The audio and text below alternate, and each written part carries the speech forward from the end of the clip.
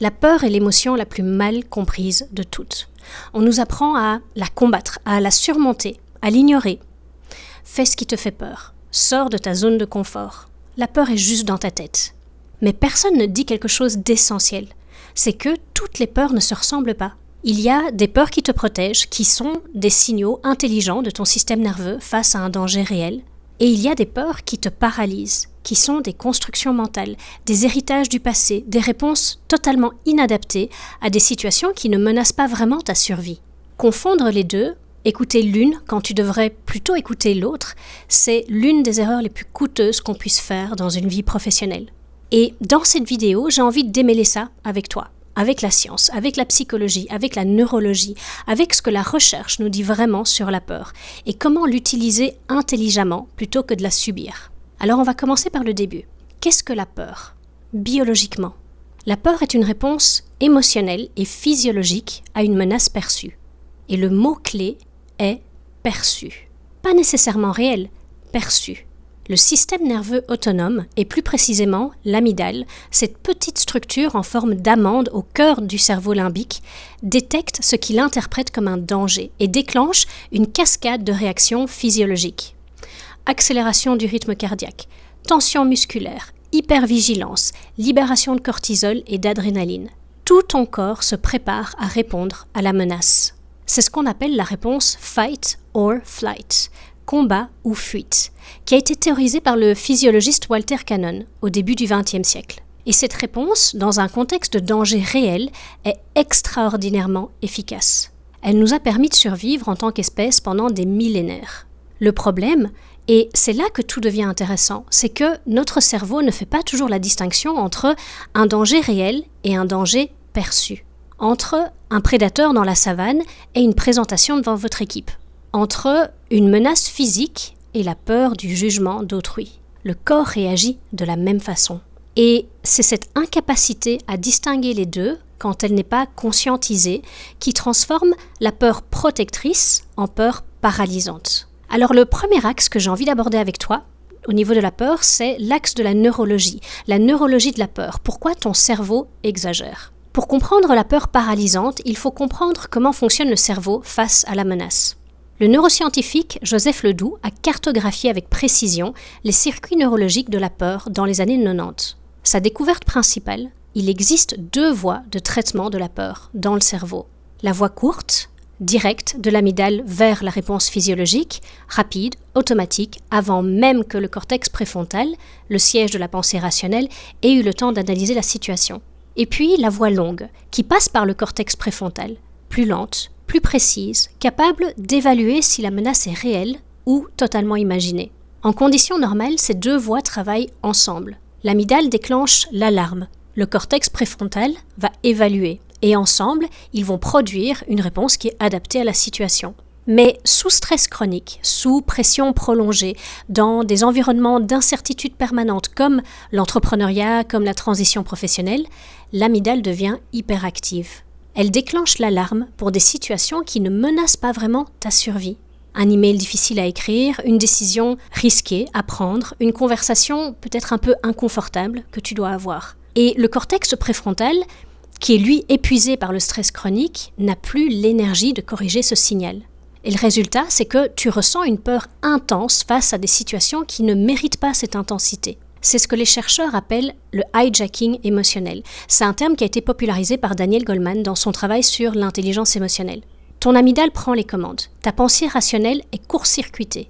Et tu te retrouves paralysé. Pas par un danger réel, mais par une alarme qui est mal calibrée. Comprendre ce mécanisme, c'est la première étape pour pouvoir le désamorcer. Parce que quand tu sais que ta peur vient d'un système d'alarme qui exagère, tu peux commencer à lui poser la question essentielle. Est-ce que cette menace est réelle ou est-ce que c'est mon amygdale qui s'emballe? Le deuxième axe que je vais aborder avec toi, c'est la peur protectrice. Quand écouter le signal? Maintenant qu'on comprend le mécanisme, on va parler de la peur qui mérite d'être écoutée.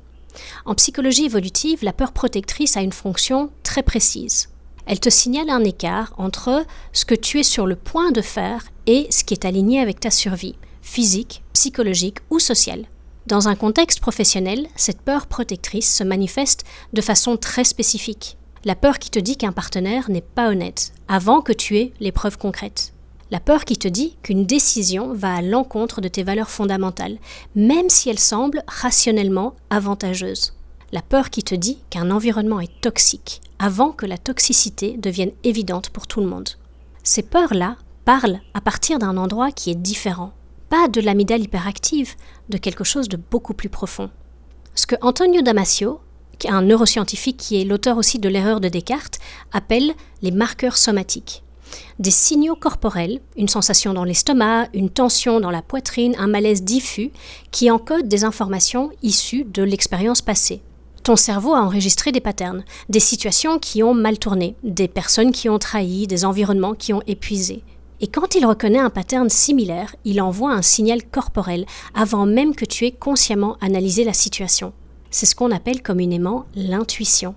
Ce n'est pas de la magie, c'est de la neurologie. Et cette intuition, ces marqueurs somatiques, méritent d'être écoutés. Pas aveuglément, pas sans analyse, mais écoutés, pris au sérieux, intégrés dans la décision. Concrètement, la question pratique est donc comment distinguer un marqueur somatique utile d'une alarme d'amygdale mal calibrée. La recherche suggère plusieurs indicateurs.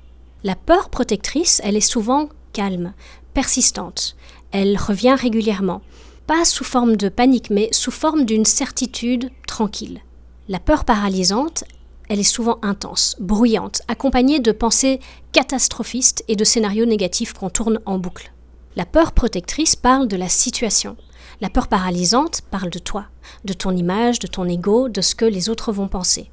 Le troisième axe que j'ai envie d'aborder dans cette vidéo, c'est l'axe de la psychologie de l'évitement, et comment la peur paralysante se renforce. Il y a un mécanisme psychologique que je veux absolument partager, parce qu'il explique pourquoi les peurs paralysantes ne disparaissent pas toutes seules. Elles s'aggravent. En thérapie comportementale, on parle du cycle de l'évitement, théorisé à partir des travaux de Skinner sur le conditionnement opérant et développé dans le cadre de la thérapie cognitive comportementale, la TCC comme on dit souvent. Le cycle fonctionne ainsi. Tu ressens de la peur face à une situation, une décision difficile, une conversation risquée, un projet incertain. Tu évites cette situation pour faire disparaître l'inconfort. À court terme, l'évitement fonctionne. La peur diminue, tu te sens soulagé. Mais à long terme, deux choses se produisent. Premièrement, ton cerveau enregistre que l'évitement était la bonne stratégie, il renforce le comportement d'évitement, et deuxièmement, et c'est le plus insidieux, la situation évitée devient progressivement plus menaçante dans ta propre représentation mentale, parce que tu n'as jamais eu la preuve que tu pouvais la traverser, et la peur grandit, proportionnellement à l'évitement. C'est ce qu'on appelle la généralisation de la peur, un phénomène qui a été documenté par les recherches de Martin Seligman sur la résignation apprise. Quand on évite systématiquement certaines situations, on développe progressivement la conviction qu'on n'est pas capable de les traverser. Et cette conviction, ancrée dans des comportements répétés d'évitement, devient une prophétie autoréalisatrice. La seule façon de briser ce cycle, la thérapie comportementale l'a démontré de manière consistante, c'est l'exposition progressive. Confronter la peur dans des conditions contrôlées de façon graduelle. Pas en sautant directement dans le grand bain, en créant des expériences de maîtrise progressives. On a parlé des expériences de maîtrise dans une vidéo précédente avec le concept d'auto-efficacité de Bandura. Chaque confrontation réussie avec la peur, même petite, même imparfaite, va recalibrer le système d'alarme. Et progressivement, ce qui semblait insurmontable devient traversable. Le quatrième axe que je vais aborder dans cette vidéo, c'est du point de vue de la sociologie de la peur et comment l'environnement va amplifier ou atténuer nos peurs. La peur n'est pas seulement un phénomène individuel, c'est aussi un phénomène social. En sociologie, les travaux de Bauman sur la modernité liquide sont particulièrement éclairants. Bauman décrit notre époque comme une époque d'incertitude structurelle. Les institutions qui donnaient de la stabilité, l'emploi à vie, les carrières linéaires, les structures sociales fixes, se sont totalement liquéfiées. Et dans cette liquidité, l'anxiété et la peur sont devenus des états chroniques pour une grande partie de la population. Pas parce que les individus sont plus fragiles qu'avant, mais parce que l'environnement génère objectivement plus d'incertitudes. Et ce diagnostic sociologique a une conséquence directe sur notre sujet. Une partie de la peur que tu ressens dans ta vie professionnelle n'est pas personnelle, elle est structurelle. Elle est le produit d'un système économique qui récompense l'instabilité et l'incertitude, la disruption, l'innovation permanente, la remise en question constante, sans fournir les structures de sécurité qui permettraient de traverser cette instabilité sereinement. Et comprendre ça, c'est déjà se libérer partiellement de la culpabilité qui est associée à la peur. Tu n'as pas peur parce que tu es faible, tu as peur parce que tu vis dans un système qui génère de la peur comme sous-produit de son fonctionnement. Et il y a une deuxième dimension sociologique, l'influence de l'environnement immédiat sur la peur. Les recherches en psychologie sociale, notamment les travaux de Bandura sur l'apprentissage social, montrent que la peur se transmet. On apprend à avoir peur en observant les peurs des autres. Les parents qui transmettent leur anxiété professionnelle, les collègues qui amplifient l'incertitude, les médias qui surreprésentent les risques. Et à l'inverse, on apprend à surmonter la peur en observant d'autres qui la surmontent. Ce qui veut dire que l'environnement dans lequel tu évolues, les personnes qui t'entourent, les contenus que tu consommes, les conversations dans lesquelles tu t'engages, influencent directement le niveau et la nature de ta peur. Choisir son environnement, ce n'est pas un luxe, c'est une stratégie de gestion de la peur. Le cinquième axe qu'on va aborder dans cette vidéo, c'est le management de la peur, ce que les organisations font et devraient faire. Et on va terminer par cette dimension que les managers et les entrepreneurs doivent absolument comprendre, la peur dans les organisations. Amy Edmondson, professeure à la Harvard Business School, a développé un concept qui a totalement révolutionné la compréhension des équipes performantes, la sécurité psychologique. Définie comme la conviction partagée par les membres d'une équipe qu'ils peuvent prendre des risques interpersonnels sans craindre de punition ou de humiliation. Ces recherches, qu'elle a menées initialement dans des équipes médicales et puis étendues à des organisations de tous les secteurs, montrent quelque chose qui est assez contre-intuitif. Les équipes les plus performantes ne sont pas celles où personne ne fait d'erreur. Ce sont celles où les gens se sentent suffisamment en sécurité pour signaler leurs erreurs, pour poser des questions stupides, pour proposer des idées non conventionnelles. Parce que dans un environnement de sécurité psychologique, la peur de l'échec ne paralyse plus. Elle devient de l'information, de l'apprentissage, du carburant pour l'amélioration. Et à l'inverse, dans les organisations où la peur est utilisée comme outil de management, peur des conséquences, peur du jugement, peur de l'exclusion. La créativité disparaît, la prise de risque disparaît, l'innovation disparaît. Les gens font le minimum pour éviter la punition, pas le maximum pour créer de la valeur. Google a mené une étude interne, le projet Aristote, pour identifier ce qui rendait certaines de leurs équipes extraordinairement performantes. Et la conclusion principale, c'est que la sécurité psychologique était de loin le facteur le plus déterminant. Pas le talent individuel, pas les compétences techniques, pas les ressources, la sécurité psychologique. Ce que ça veut dire pour toi, que tu sois manager ou entrepreneur ou dirigeant, la peur que tu génères dans ton équipe, consciemment ou non, est directement corrélée à la performance que tu obtiendras. Un leader qui crée de la sécurité psychologique, qui dit explicitement que les erreurs sont des opportunités d'apprentissage, qui va lui-même modeler la vulnérabilité, qui punit l'inaction plus que l'échec, obtient des équipes qui prennent des risques intelligents. Un leader qui gère par la peur obtient des équipes qui se protègent, pas des équipes qui créent. Alors, reprenons le fil de tout ce qu'on vient d'explorer dans cette vidéo. La peur est un système d'information, pas un ennemi à combattre. Neurologiquement, ton amygdale génère des alarmes qui ne distinguent pas toujours le danger réel du danger perçu. Et sous stress chronique, elle devient hyperactive. Ce n'est pas une faiblesse, c'est juste de la biologie. Psychologiquement, la peur protectrice parle à partir de tes marqueurs somatiques, de ton expérience encodée, de tes valeurs profondes. Elle est calme, persistante, orientée vers la situation. La peur paralysante parle à partir de l'ego, du jugement des autres, des scénarios catastrophistes. Elle est bruyante, urgente, orientée vers toi. Comportementalement, l'évitement renforce la peur. L'exposition progressive la recalibre et il n'y a pas d'autre chemin. Sociologiquement, une partie de ta peur n'est pas personnelle, elle est le produit d'un système qui génère de l'incertitude structurelle. Et ton environnement, les gens qui t'entourent, les espaces que tu fréquentes, amplifient ou atténuent cette peur. Et en management, la sécurité psychologique est le facteur le plus déterminant de la performance collective.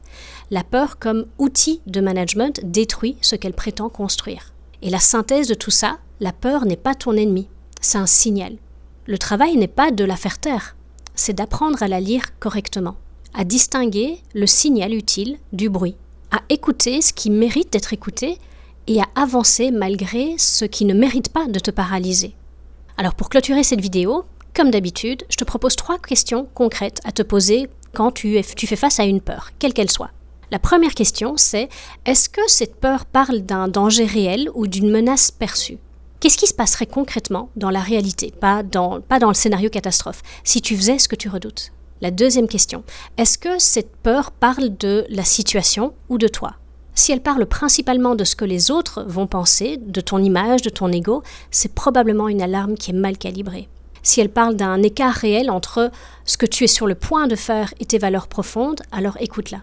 La troisième question, est-ce que tu as évité cette situation dans le passé? Si oui, l'évitement a probablement amplifié la peur. Et la seule façon de la recalibrer, c'est l'exposition progressive. Une toute petite action dans la direction que tu redoutes aujourd'hui. Et si tu veux un cadre pour travailler sur ces peurs de façon concrète, progressive, jour après jour, j'ai créé quelque chose pour toi. Un parcours gratuit de 30 jours pour créer ta prochaine étape professionnelle. Le lien est en description. Dans la prochaine vidéo, on va parler de pourquoi attendre d'être prêt est la stratégie la plus sûre pour ne jamais commencer. Et ce que la psychologie nous dit vraiment sur la préparation, la procrastination et le passage à l'action. À très vite. Bye.